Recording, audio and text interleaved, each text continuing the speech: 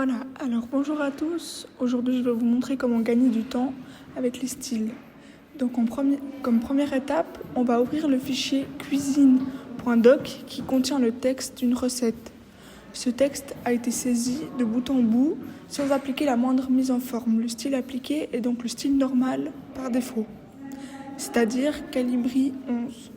Vérifiez ces informations en observant le ruban Accueil dans Groupe, Style, c'est normal, qui est encadré en bleu, et dans le groupe Police, c'est Calibri et 11 qui sont affichés.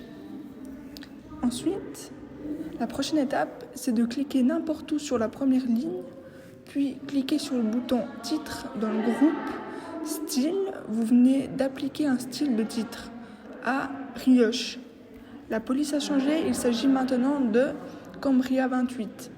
Cette ligne étant maintenant clairement identifiée comme étant celle d'un titre Word, la prendra en compte lors de la construction d'une table des matières si vous décidez par la suite d'en créer une. Troisième étape, dans une recette de cuisine, le paragraphe des ingrédients apparaît généralement en retrait de la recette elle-même. Sélectionnez les lignes de ce paragraphe, puis cliquez sur le bouton « Augmenter le retrait du ruban Accueil ». Étape 4. Ouvrez ensuite le menu des options d'interligne. Choisissez un interligne de 1, puis cliquez sur Supprimer l'espace après le paragraphe. Le paragraphe étant toujours sélectionné, ouvrez ensuite le menu des bordures et choisissez Bordure extérieure. Vous obtenez un paragraphe mis en valeur par son décalage et son cadre.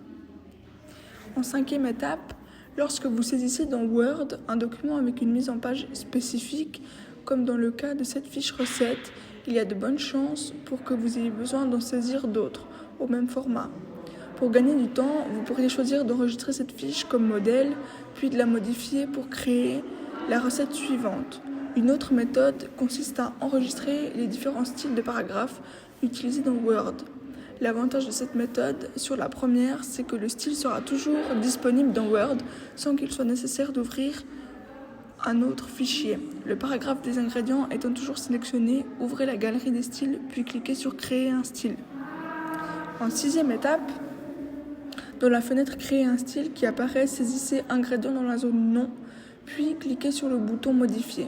Vous obtenez la fenêtre descriptive du nouveau style avec un aperçu de ce dernier dans la partie centrale. Les options situées dans le bas de cette fenêtre sont très importantes. Par défaut, le style est enregistré uniquement dans ce document. Pour qu'il soit disponible dans tout nouveau document, vous devez cocher « Nouveau document basé sur ce modèle ». Et puis, pour terminer, l'étape 7, cliquez sur OK pour fermer la fenêtre précédente.